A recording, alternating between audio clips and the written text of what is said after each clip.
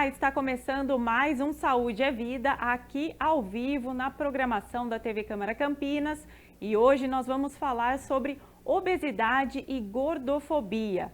A Organização Mundial da Saúde afirma: a obesidade é um dos mais graves problemas de saúde. Em 2025, a estimativa é de que 2,3 bilhões de adultos ao redor do mundo estejam acima do peso, sendo 700 milhões de indivíduos com obesidade. No Brasil, essa doença crônica aumentou 72% nos últimos 13 anos. E para esclarecer tudo sobre esse tema, nossa convidada de hoje é Andréia Pereira. Ela é médica nutróloga do Departamento de Oncologia e Hematologia do Hospital Albert Einstein. Ela é cofundadora e coordenadora da ONG Obesidade Brasil.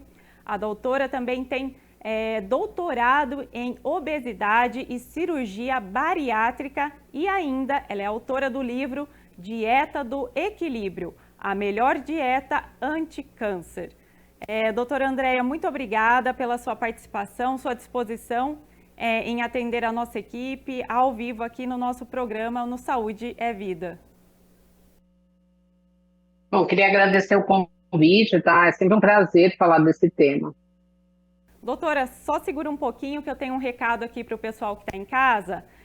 Você pode compartilhar aqui suas opiniões, mandar perguntas, sugestões, comentários aqui para o nosso Saúde é Vida, participando do nosso programa.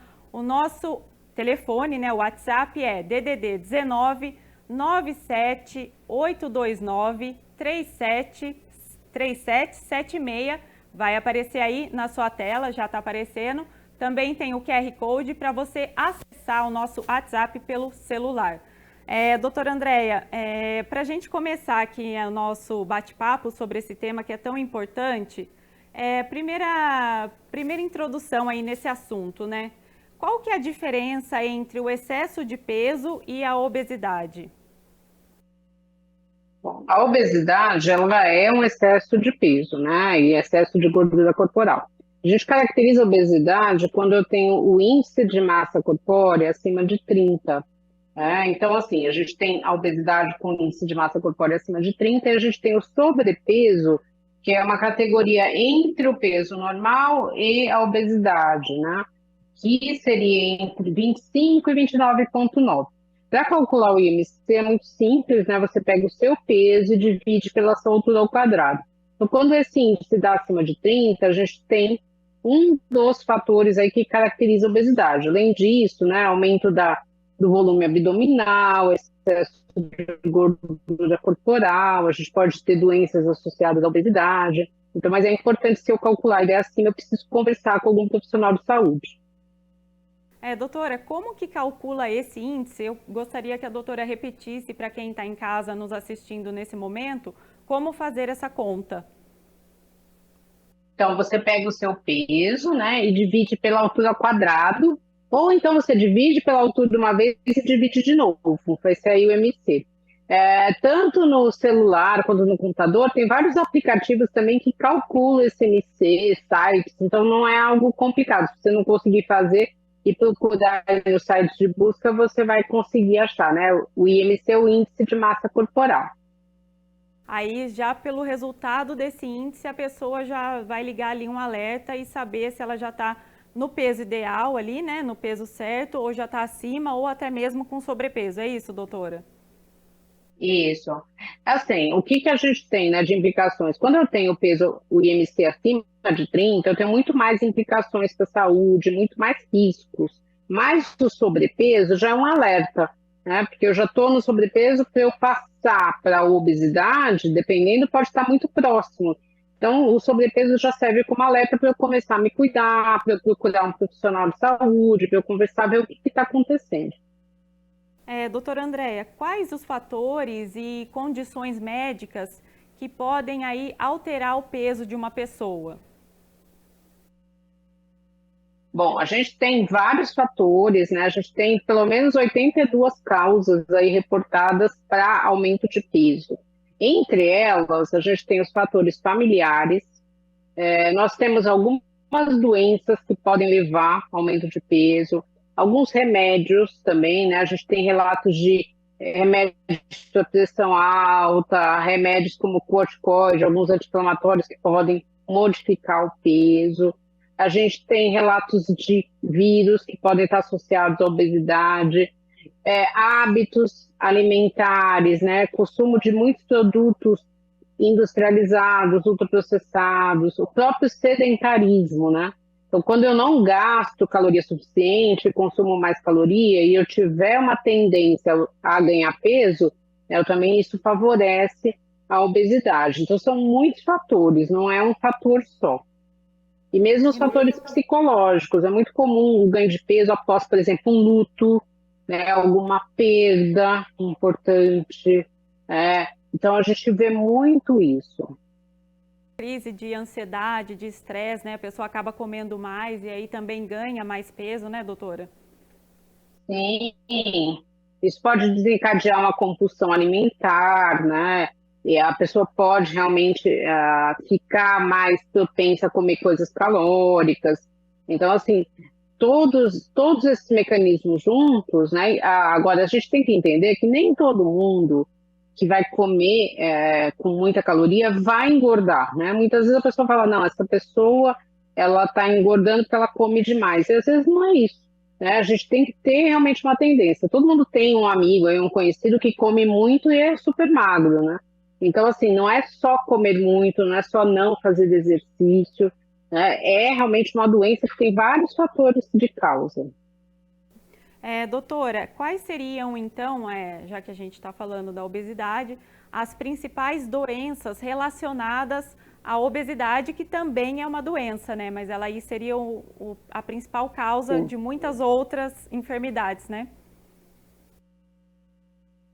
Tem várias doenças associadas à obesidade, né? Acho que aqui no Brasil, o que que a gente tem de mais importante? Pressão alta, a gente tem também o diabetes, tá?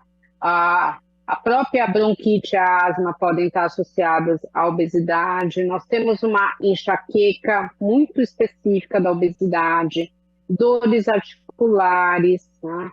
A gente tem também o próprio câncer, né, que é uma outra doença que tem crescido muito no Brasil nos últimos anos, com uma associação aí direta com obesidade, gota, tá? Então, assim, problemas no fígado. Hoje, por exemplo, 30% das cirroses hepáticas estão associadas à obesidade, não à bebida alcoólica. Então, um dos grandes problemas da obesidade é essa associação com outras doenças. A depressão, nós temos depressão associada à obesidade. Então, assim, são várias doenças que podem comprometer ainda mais o estado de saúde dessa pessoa. Doutora, aproveitando que você falou sobre o câncer, você é autora do livro, né, Dieta do Equilíbrio, a melhor dieta anti-câncer. Eu gostaria que você falasse um pouquinho, né, para o pessoal que está acompanhando sobre essa obra, o que você traz nela, né, qual que é o principal objetivo. Então, esse livro, né, ele foi feito baseado em estudos científicos, com uma linguagem simples para que todo mundo possa entender. Não é um livro para profissional de saúde, né? É um livro para as pessoas entenderem o que tem de verdade em relação à dieta, à nutrição e o câncer. Porque nós temos muitas crendices, nós temos muitos mitos, e, na verdade, o que a gente tem de comprovado cientificamente, né? Então, esse livro acaba sendo dividido em vários capítulos, e a gente fala um pouquinho de prevenção, porque a alimentação e a atividade física estão diretamente associadas à prevenção de câncer, o que fazer, né, em relação à alimentação durante o tratamento do câncer e também no pós-câncer, quando a pessoa descobre que está curada, ela tem uma suscetibilidade maior, ela tem uma recidiva, um segundo câncer, o que ela pode mudar nos hábitos dela. E entre os capítulos, a gente tem um capítulo de obesidade, porque nós temos uma ligação muito forte da obesidade com o câncer, e muitas pessoas não sabem isso, né? A pessoa muitas vezes acaba engordando, aumentando de peso, e acaba aparecendo um câncer. Nas mulheres é muito comum a associação com câncer de mama, e durante o diagnóstico ela fala, nossa, ninguém nunca me falou que a obesidade poderia ocasionar um câncer, né? Então essa informação é muito importante. Doutora, eu ia perguntar sobre quais tipos de câncer, né? Você falou do câncer de mama. Existem outros tipos relacionados aí com a obesidade? Existem pelo menos 13 tipos de câncer associados à obesidade, tá? Já está se falando de 26 tipos. Então, por exemplo, leucemias e linfomas, que são cânceres do sangue, estão relacionados à obesidade, mieloma também, múltiplo, está relacionado à obesidade. Nas mulheres, câncer de ovário, câncer de endométrio, câncer de mama relacionados. O câncer de rim também tem uma relação com a obesidade. Nos homens, né, o câncer de próstata aí tem uma relação em termos de um câncer mais agressivo. Geralmente, os homens que têm obesidade apresentam um câncer de próstata que é descoberto mais tardiamente, ele é mais agressivo. É, cânceres do trato gastrointestinal, intestino, a gente tem o câncer de cólon hoje, né, que é uma parte do intestino, é a segunda causa de câncer em homens e mulheres, está muito relacionado à obesidade. Câncer de pâncreas, então, assim, realmente a gente tem essa associação. Doutora Andréia, como a gente está falando sobre câncer, né, e estilo de vida, alimentação, quais seriam então as mudanças necessárias, né, para as pessoas começarem a adotar e começar a prevenir, né, esses tipos de doença? Eu acho que assim, isso é interessante porque a alimentação ela acaba sendo a dica, né, de alimentação de prevenção de câncer, acaba sendo a mesma que a gente deve usar para outras doenças crônicas, como diabetes, como obesidade, como hipertensão. É uma dieta saudável, né? Então, para eu ter uma dieta saudável equilibrada, eu tenho que ter um alto consumo de frutas, verduras e legumes. Isso é importante, isso tem que estar presente nas minhas 3 refeições principais. E quando eu falo de almoço e jantar, corresponder a pelo menos 50% do meu prato. Diminuir o consumo de açúcar, diminuir o consumo de sal. Então, as pessoas estão acostumadas a colocar muito açúcar na comida, muito sal também, então diminuir esse consumo. Evitar, por exemplo, bebidas alcoólicas. A bebida alcoólica, além dela ser muito calórica, ela também tem um fator de risco para desenvolver câncer. Então, e nas mulheres, as mulheres são mais suscetíveis a esse efeito cancerígeno do álcool. Então, tomar bastante cuidado com isso. Consumo de fibras, né? Produtos integrais. Você tem também nas frutas e hortaliças bastante fibra, então isso previne câncer e ajuda também a perder peso. O consumo da carne vermelha, também o alto consumo, está associado a risco de câncer e outras doenças crônicas. Então, eu não preciso tirar a carne vermelha da minha dieta, mas tentar equilibrar, né, para eu não ultrapassar meio quilo de carne vermelha ao longo da semana. Se eu equilibrar a carne vermelha com a carne branca e com os ovos, que são as proteínas animais, eu consigo ter um equilíbrio e não consumir tanta carne vermelha. E a gente não pode deixar de falar de atividade física, né? Apesar de você ter a dieta saudável, a atividade física, ela ajuda também a você manter um peso saudável, ela previne uma série de doenças, né? Então, é importante ter essa associação da dieta, né, de uma alimentação mais equilibrada, com o exercício. É lógico que se a pessoa tem muita dúvida do que ela deve consumir, o importante é ela procurar um profissional, né, ligado à parte de nutrição e conversar com ele, porque para ele adequar, né? Então, não gosto de nenhuma verdura, né? Então, eu sempre brinco que quando você tem mais de 18 anos, a verdura é um remédio. Então, se você gosta, se você não gosta, você tem que comer, né? E aqui no Brasil a gente tem uma fartura muito grande de verduras e frutas, então é impossível você não gostar de nenhuma. A gente tem que achar alguma aí que você consiga se adequar. E uma coisa também que é fundamental é diminuir o consumo de produtos industrializados, ultraprocessados, porque esses produtos têm muito sal, muita gordura, né, muito açúcar, muito corante, muito conservante. Então, o ideal, né, que várias pessoas falam isso, descasque mais e desempacote menos. Então, isso é fundamental. Não é que eu não possa comer nada industrializado, mas não pode ser a base da minha dieta. Doutora, você como nutróloga, né, até queria te perguntar se isso é verdade ou não. As pessoas comentam geralmente, eu acho que eu já li sobre isso também, que as células cancerígenas, elas se alimentam do açúcar que a gente ingere. É verídico isso? Então, a célula cancerígena, ela tem 2 combustíveis básicos aí. Um é o açúcar, né, para ela conseguir produzir energia para ela se dividir várias vezes. O que que acontece? Eu preciso ter um excesso de açúcar no sangue para que esse excesso sobre dessa célula tumoral.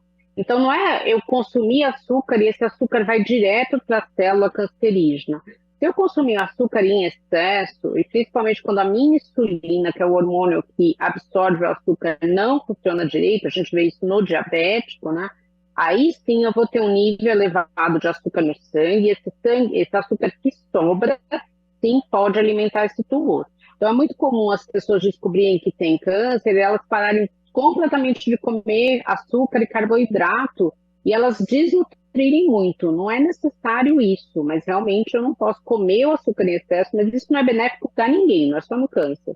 Açúcar em excesso no sangue, ele traz uma série de consequências aí, né? Então, assim, eu diminuí o consumo de açúcar, eu não preciso tirar todo o carboidrato, porque o carboidrato também é importante na nossa dieta, mas eu tenho que realmente adequar, equilibrar isso. Então a gente está percebendo mesmo, né, com a sua explicação, que a nutrição aí é uma arma poderosa para combater diversas doenças, né, doutora?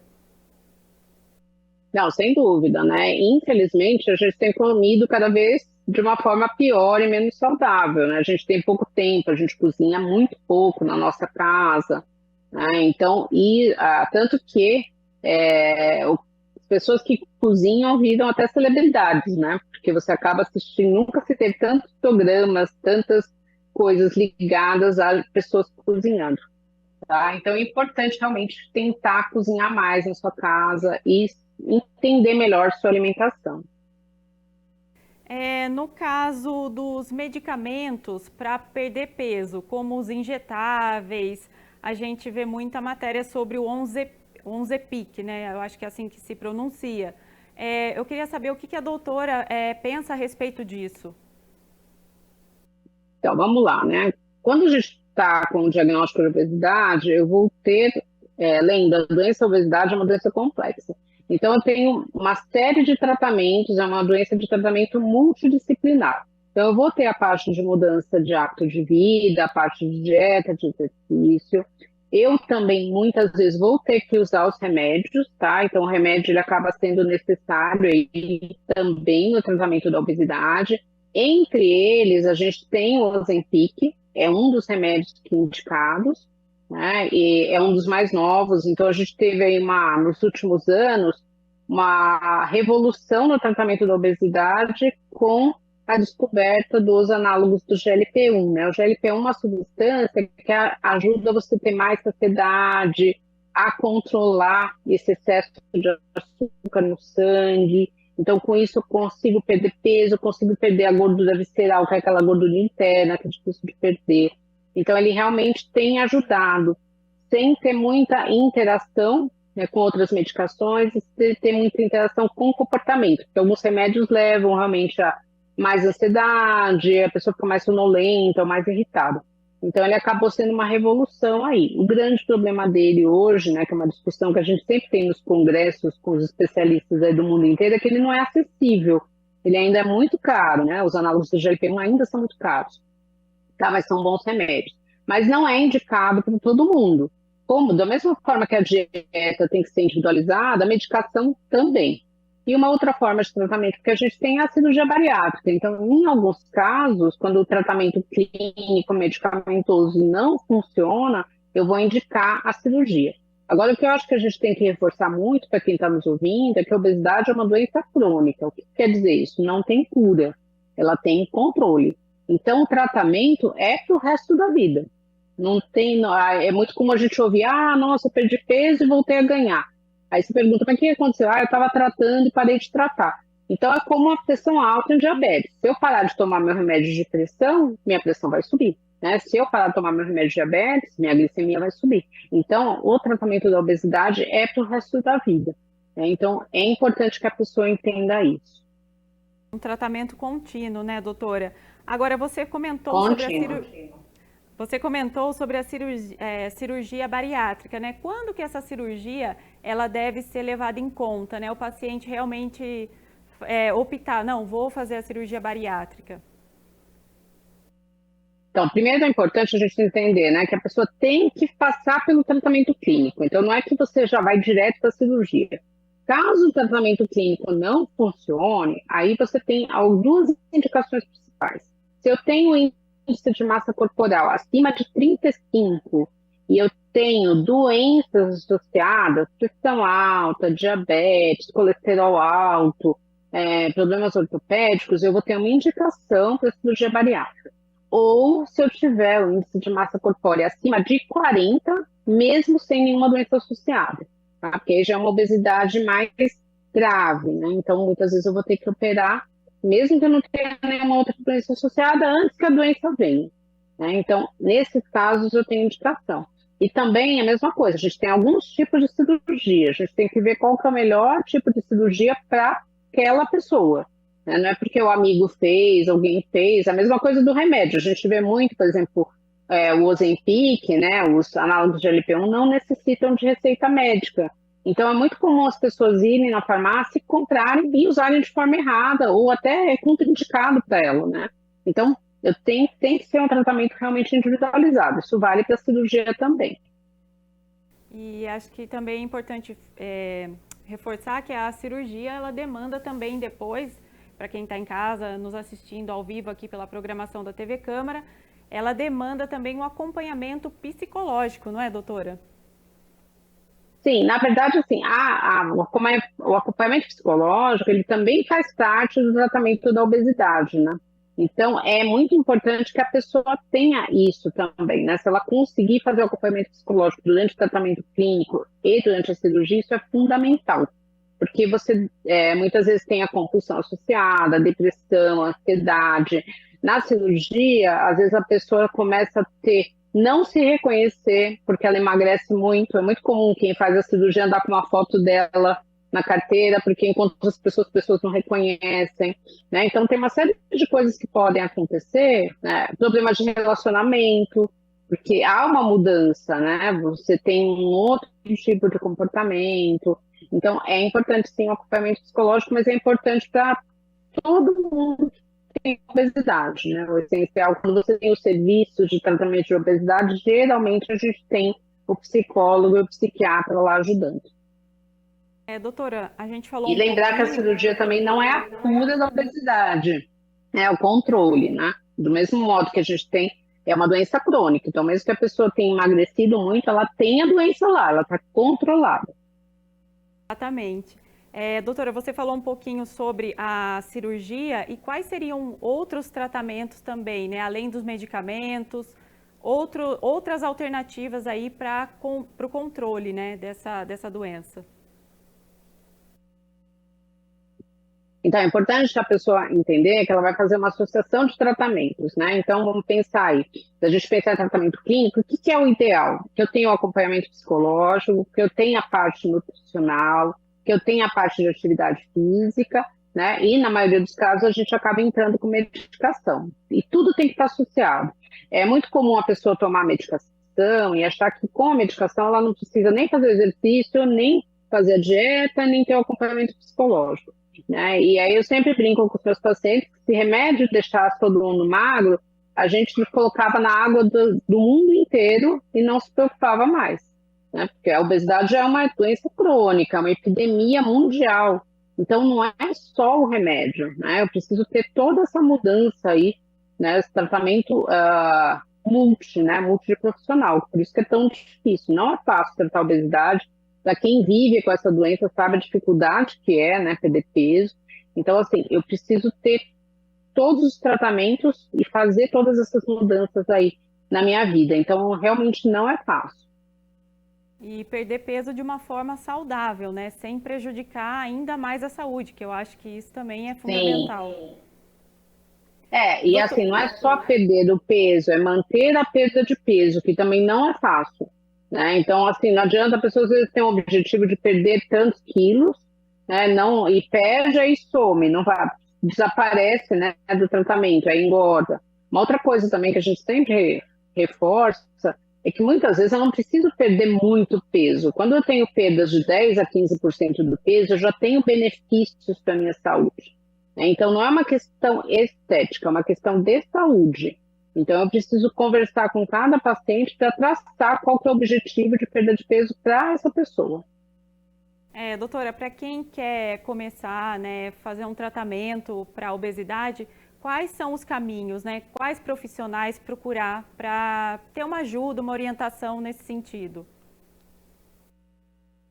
Então, isso é muito importante, né, da gente reforçar. Infelizmente, nas faculdades médicas ainda tem pouco estudo, né, pouco ensino de obesidade. Isso não sou eu que estou falando, tem vários trabalhos que mostram isso não é só do Brasil. Né? Então, nem todo médico sabe tratar a obesidade, nem todo médico sabe que a obesidade é uma doença. Então, é muito importante eu procurar um especialista em obesidade. Então, se eu tiver um plano de saúde, eu posso ligar para o meu plano de saúde e perguntar quem são os especialistas recomendados. Né? Não tem uma especialidade, muitas vezes é um endocrinologista, ou um nutrólogo, ou um cardiologista, né, que eles vão tratar obesidade. Né? Então, assim, isso é importante. Se eu não tiver um plano de saúde, no SUS, eu também tenho que pedir uma indicação para os centros de tratamento público. Então, por exemplo, no site da ONG Obesidade Brasil, que é o www.obesidadebrasil.com.br, a gente tem uma lista dos centros de atendimento gratuito de obesidade do país todo. Então, você pode entrar lá e ver onde você mora e pesquisar qual que é o centro. Mas, se eu chegar nesse centro, eu preciso de um encaminhamento de uma unidade do SUS. Então, eu tenho que passar num atendimento geral do SUS e pedir o encaminhamento para esse centro.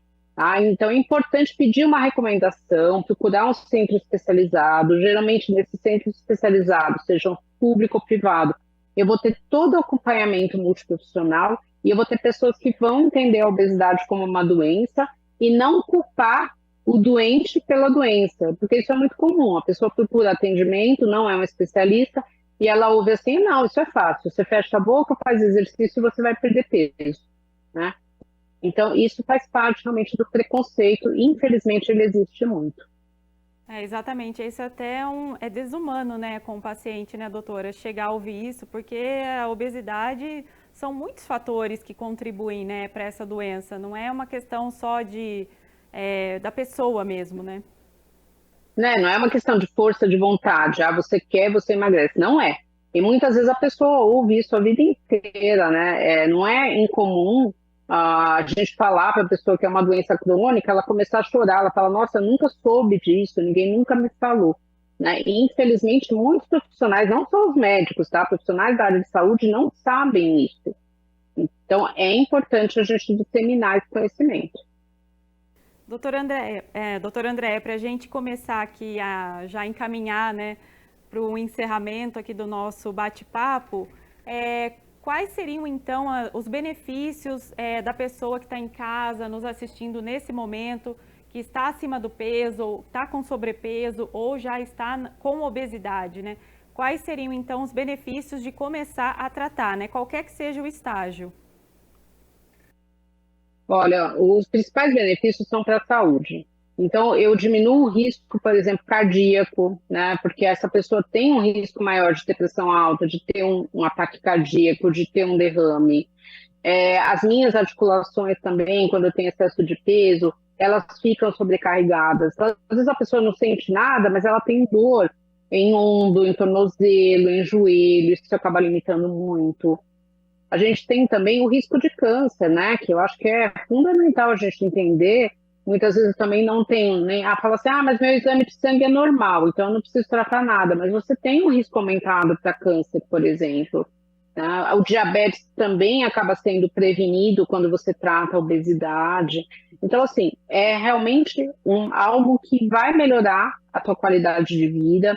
Se você já procurou atendimento e foi maltratado, não desista, procure um especialista, porque às vezes a pessoa fica realmente, se sente muito mal, foi maltratada em algum lugar e não volta. Então, tem profissionais especialistas nisso que vão saber atender o seu problema.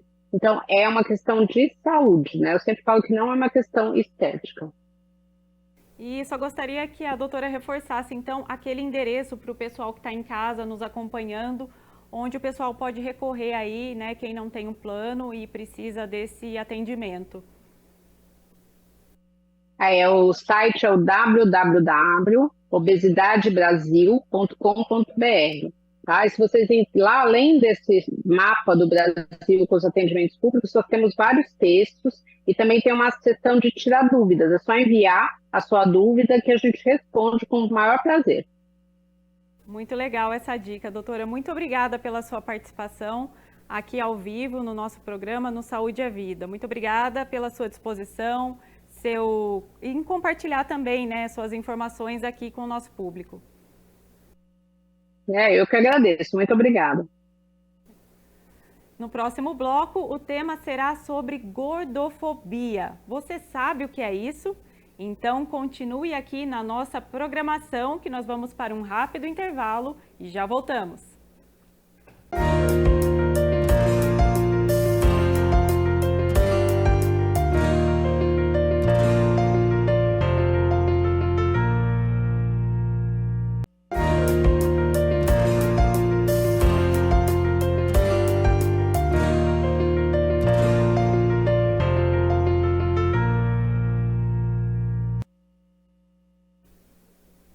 Estamos de volta com o Saúde é Vida e no programa de hoje nós estamos falando sobre obesidade. Além dos números preocupantes sobre o aumento da obesidade no país e também no mundo, ainda existe o preconceito que vem atrelado à obesidade. A gordofobia nada mais é do que a discriminação pelo peso. Sobre esse assunto eu vou falar com a Andréia Levi. Ela é psicóloga, presidente e cofundadora da ONG Obesidade Brasil, com mais de 20 anos de atuação em clínica de obesidade e cirurgia bariátrica e também autora do livro Cirurgia Bariátrica, Manual de Instruções para Pacientes e Familiares. Doutora Andréia, muito obrigada pela sua participação. Uma boa tarde, primeiro, né? Obrigada pela sua participação aqui ao vivo no nosso programa no Saúde é Vida. Boa tarde, eu que agradeço o convite, é muito bom, muito inspirador estar aqui e poder passar essas mensagens principalmente para quem precisa em todos os lugares do Brasil. Exatamente. Doutora, só vou dar um recado para o pessoal que está em casa. Agora são 3 horas e 45 minutos.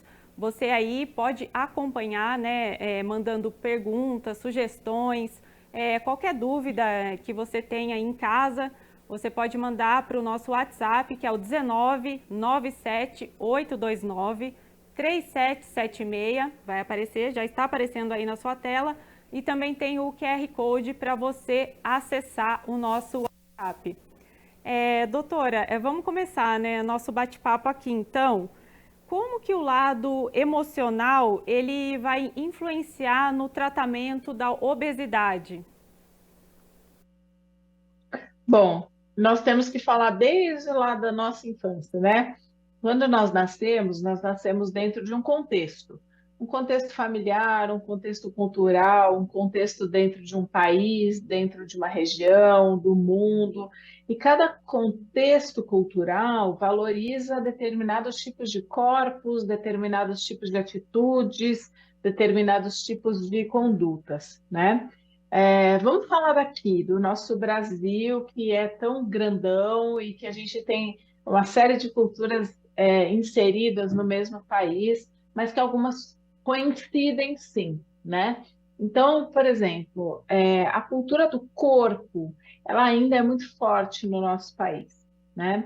Uma criança, na minha época, vamos dizer assim, 40, 50 anos atrás, a criança gordinha, ela era a exceção da exceção, quase não tinha obesidade infantil, né? Então, aquela criança que ganhava apelidinho, ganhava bullying, etc.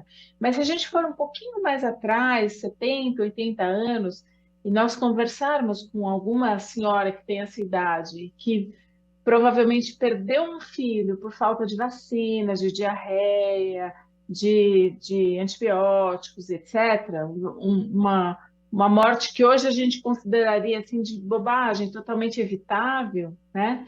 Essa pessoa perdeu um filho por uma coisa que não existia, que hoje é totalmente disseminada, né?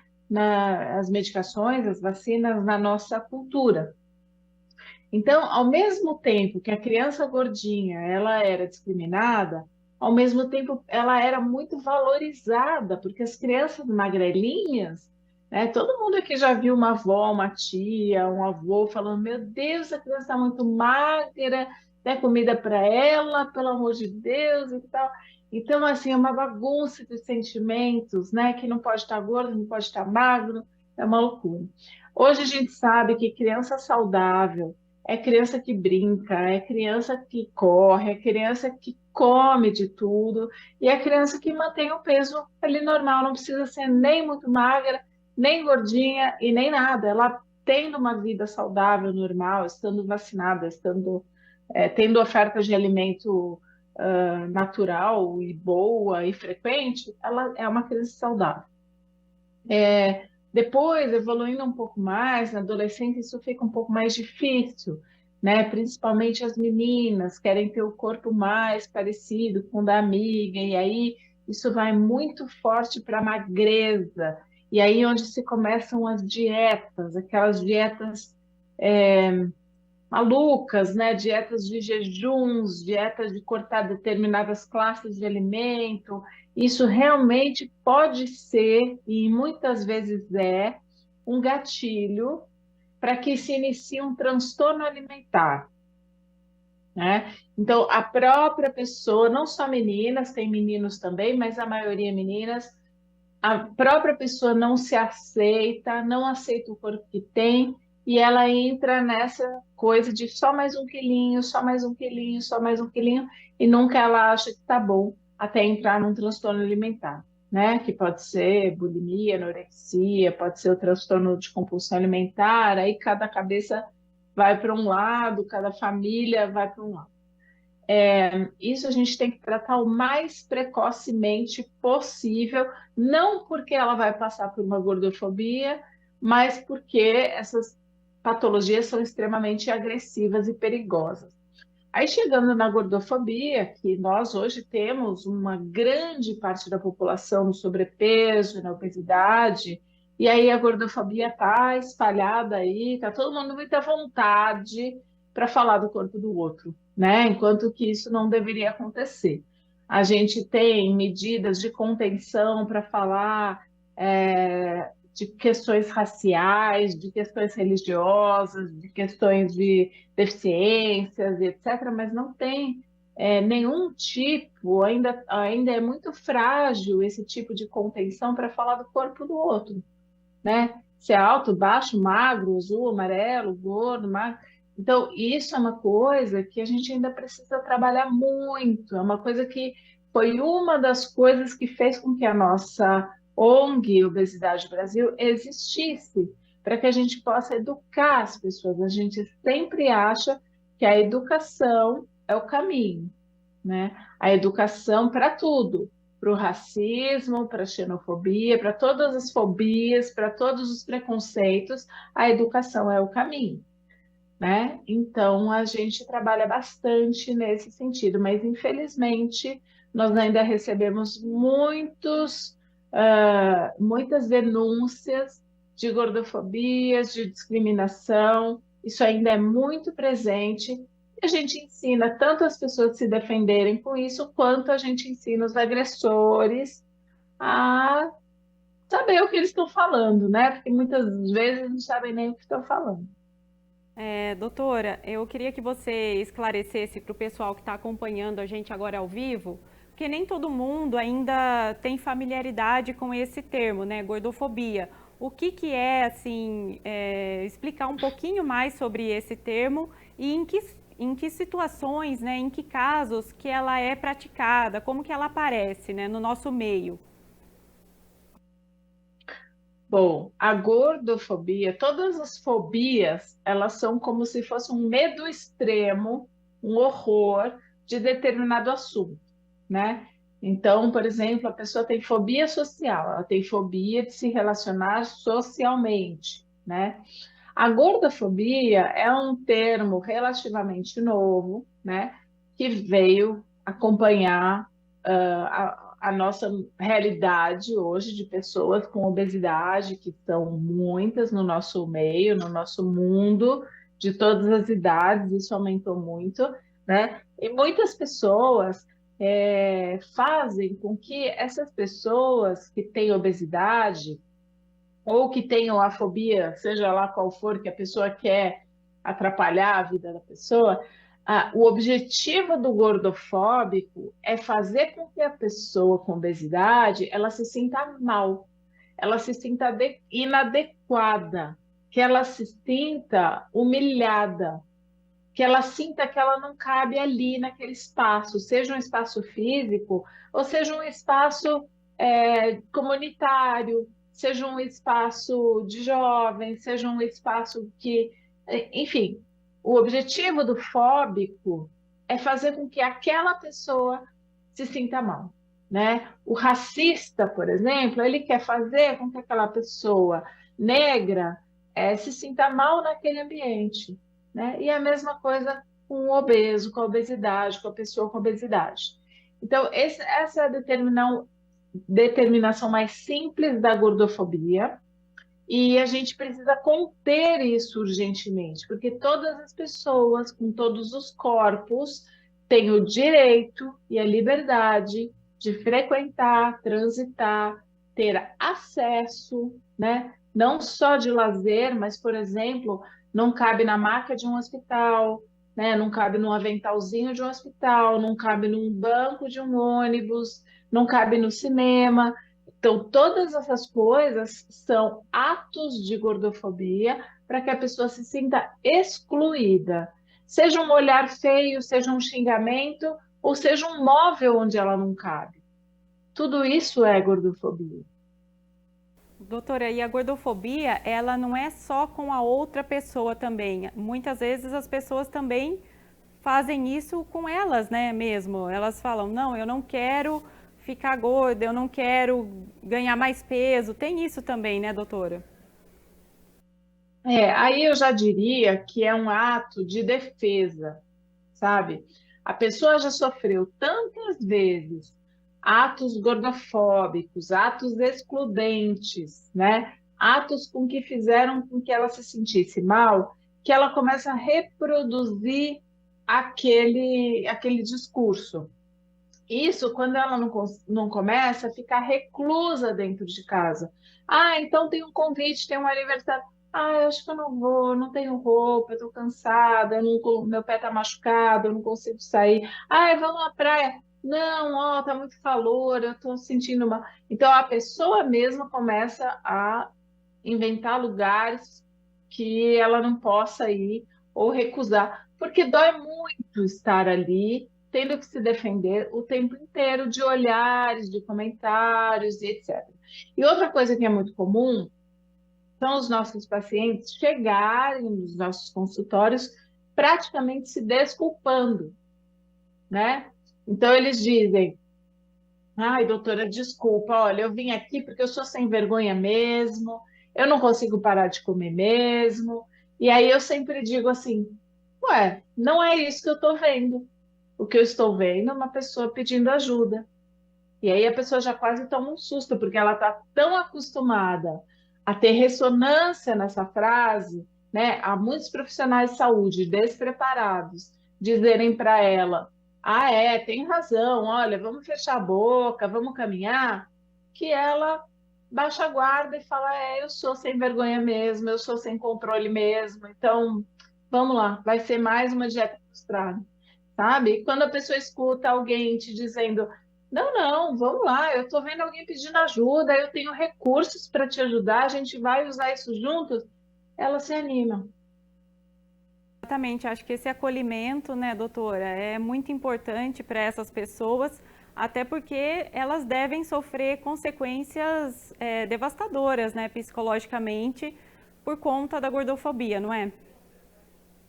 Sem dúvida, em todos os aspectos da vida dela. Na família, para comprar uma roupa, para se locomover, para viajar, para fazer esforço, para passar num concurso, seja público ou seja de uma empresa privada, para se inscrever em alguma coisa, a aparência dela, quando chega, é um empecilho. Doutora, eu queria que você falasse um pouco sobre a importância da gente trazer esse tema aqui para o programa em um mundo que cada vez mais valoriza a aparência, né? E mais do que a aparência, valoriza o corpo magro. Sim, sem dúvida. Eu acho que nós tivemos aí nas últimas décadas alguns avanços, né? Falando dos direitos das mulheres, dos direitos das pessoas com deficiência, dos direitos das pessoas negras e pretas, de poder falar de racismo mais abertamente. E por que que a gente não vai falar também de pessoas com obesidade ou com doenças crônicas?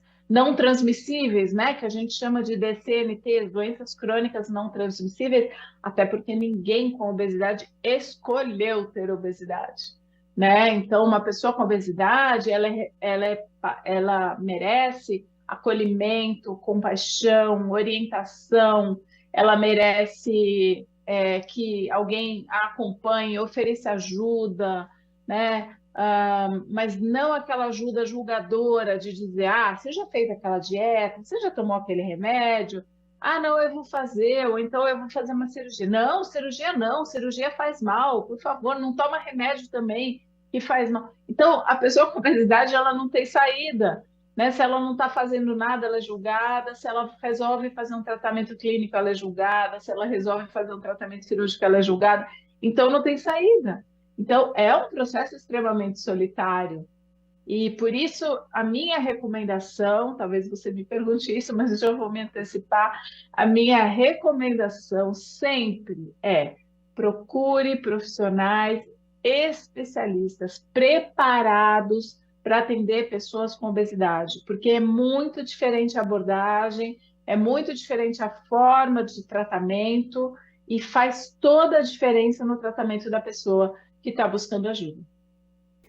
Doutora, como então combater, né, a gordofobia? A informação seria, né, o conhecimento, a informação seria aí o primeiro passo para a gente lutar aí, né, contra esse tipo de preconceito? Sem dúvida, eu sempre acho que a educação é o primeiro passo, e lá de criancinha, lá nas escolas, a gente trabalhar com as diferenças, né? Diferenças de todos os tipos, de cores, tamanhos, religiões, pensamentos. É muito importante que a gente possa ensinar as nossas crianças, os nossos adolescentes, a tolerância com o diferente. E a partir disso, a gente abre espaço, né, na cabecinha dessas pessoas para que elas aceitem o diferente sem se transformarem em seus algozes, porque isso é muito cruel, né, com qualquer pessoa. Agora, doutora, para a gente falar um pouquinho, tem vocabulário, né, palavras que as pessoas usam que fazem parte aí de um comportamento gordofóbico, né?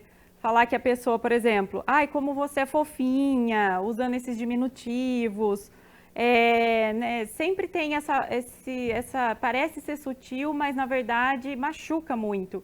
Então, as pessoas que estão nos acompanhando, elas deveriam fazer, como que elas deveriam agir, né, na verdade, para não ter esse tipo de comportamento?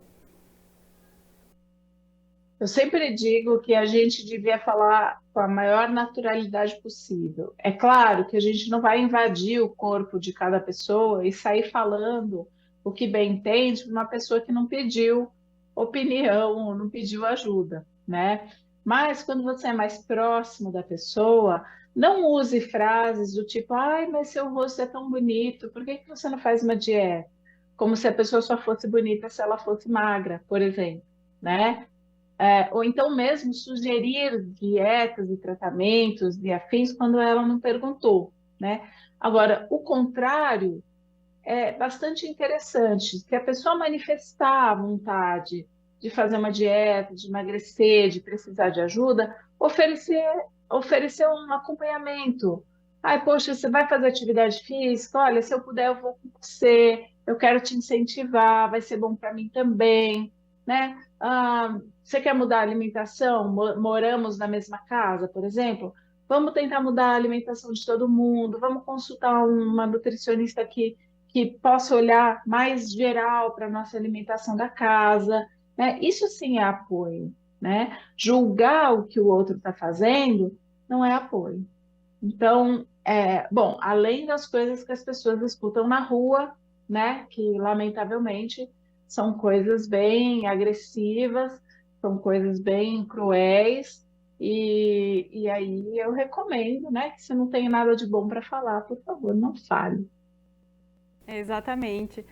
Doutora, até mesmo essa questão que você estava falando, né, das pessoas serem rede de apoio, né, oferecerem ajuda, né, e não ficar somente julgando, acho que isso é o mais importante aí para quem está enfrentando esse tipo de problema, né? A quem recorrer, então, quando a pessoa está sendo muito alvo de gordofobia, está entrando aí num quadro de depressão, né, você como psicóloga, qual é a orientação? Como eu disse, eu sempre recomendo profissionais especialistas, tá?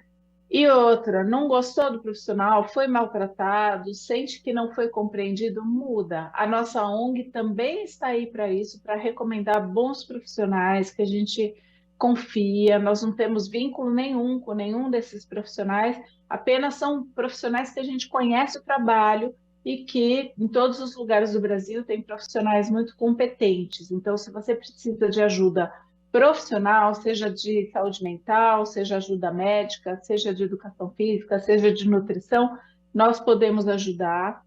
Alguém que foi um amigo, um parente, que foi num profissional que gostou, que foi tratado respeitosamente, pergunte para essa pessoa, né? E a rede de apoio é assim, aquela pessoa que você sente que te trata com respeito, você pode tê-la por perto, você pode falar com ela sobre o seu tratamento da obesidade. Agora, aquelas pessoas que falam, ah, é só fechar a boca, vai caminhar no parque, que não respeitam e não têm empatia pelo que você está falando, evite, evite, porque vai te causar mais dor, né? E estamos num mundo que é cheio desse tipo de comentário, de pessoas, então nós precisamos saber nos defender também e procurar pessoas e profissionais que nos apoiem. Esse programa de hoje, eu acredito que vai ajudar muita gente, acredito que vai chegar essa mensagem para várias pessoas que realmente precisavam ouvir isso, porque muita gente se sente extremamente solitário, sozinho, sem saber por onde começar, né? Então saibam que sim, existe por onde começar e existem excelentes e bem preparados profissionais para te ajudar. Agora, doutora, qual a sua opinião, né, com relação às políticas públicas e também no avanço aí, o que, na sua visão, deveria ser feito, né, não sei se nas escolas, alguma ação, para começar aí esse assunto ganhar mais visibilidade e com isso a gente conseguir, de fato, combater esse estigma, né? Eu, particularmente, Andréa, sou muito a favor de começar na escola com o manuseio dos alimentos, plantar, colher, saber o que está comendo, participar da cozinha da escola, levar isso para casa. Eu acho que as crianças são grandes abelhinhas, assim, disseminadores de levar bons aprendizados para casa, né? E eu acho que isso funciona bastante, comer mais fruta e sempre explicar o porquê. Por que comer mais fruta do que comer um doce? Por que comer mais fruta do que comer biscoito? É tão mais fácil comer biscoito, está pronto, abre ali, né? Mas por que descascar uma frutinha e comer? Ou por que todos os porquês, todas as orientações que a gente dá, tanto para adultos quanto para crianças, tem que vir acompanhadas de um porquê. Isso faz parte da educação, né? Então, gosto muito dos projetos infantis que fazem com que as crianças levem para suas casas um conhecimento que já está solidificado ali há 20, 30 anos, todo mundo comendo a mesma coisa. Eu gosto muito disso. E e também das mídias, né? Nós temos feito um trabalho importante para que a rotulagem dos alimentos não sejam tão atrativas, porque você não vai comer um personagem do desenho animado, você vai comer uma comida processada, né? Então, a criança não tem como se defender daquilo. Ah, eu quero esse iogurte com esse bichinho, com essa coisa. A criança quer mesmo, é divertido, é gostoso de ver, é feito para que a criança queira, né? Então, nós estamos lutando aí para que a rotulagem dos alimentos não prejudiquem ainda mais a forma de comprar, de estocar e de ter em casa e de consumir alimentos que não sejam saudáveis para ninguém, nem para criança, nem para adulto. Então, acho que temos algumas frentes acontecendo aí, com crianças, com adultos, com educação, e vamos continuar em frente. Doutora Andréia, como você é presidente e cofundadora da ONG, eu queria que você reforçasse o site para o pessoal que está em casa, se quiser acompanhar, e falar um pouquinho das ações que a ONG vem fazendo, né, nesse sentido de tratamento da obesidade, né, sobre também gordofobia, falar um pouquinho sobre isso. Tá ótimo. Nosso site é www.obesidadebrasil.com.br. Nosso Instagram é @obesidadebrasil. E em outras redes sociais, LinkedIn, Facebook, vocês nos encontram também como Obesidade Brasil. Os nossos canais são abertos para quem quiser falar conosco. Infelizmente, nós não temos ainda uma rede de atendimento, mas provavelmente no futuro, quem sabe, a gente vai ter. Mas nós somos extremamente acessíveis para tirar dúvidas, para encaminhar, né? A gente tem um mapa do Brasil lá que mostra onde tem cada grupo de atendimento. Então, eu convido a todos a participarem do Obesidade Brasil e a se cuidarem. Não deixa a obesidade, se a obesidade já está aí, pelo menos não deixa ela se agravar. E através da informação, tenho certeza que vocês vão conseguir isso. E acompanhem também os eventos que a Obesidade Brasil divulga nos nossos canais pelo Brasil afora, não é só em São Paulo que eles acontecem. Acompanhe e você terá acesso aí a participar com a gente. E a ONG vem fazendo diversos trabalhos, né, sobre esse tema, não é mesmo? Diversos trabalhos, a gente tenta unir pessoas que passam pelas mesmas coisas. Nós unimos médicos, profissionais de saúde com pacientes, que a gente acha que enriquece muito, né, o discurso, enriquece muito a experiência da pessoa estar ali, convivendo com os seus médicos, com seus nutricionistas, psicólogos, educadores físicos, e tem sido experiências muito ricas. Tá certo. Muito obrigada, doutora, pela sua participação aqui na nossa programação, né, falando de um tema tão fundamental e importante aí para a sociedade. Muito obrigada. Eu que agradeço e que todos estamos conectados e quem quiser pedir ajuda, conte conosco. Muito obrigada. Nós estamos encerrando mais um Saúde Agora. Também agradeço ao pessoal de casa pela companhia. Você pode conferir todos os nossos programas no YouTube da TV Câmara Campinas. Também não se esqueça de nos acompanhar nas redes sociais. E até o próximo Saúde é Vida. Uma boa tarde para você.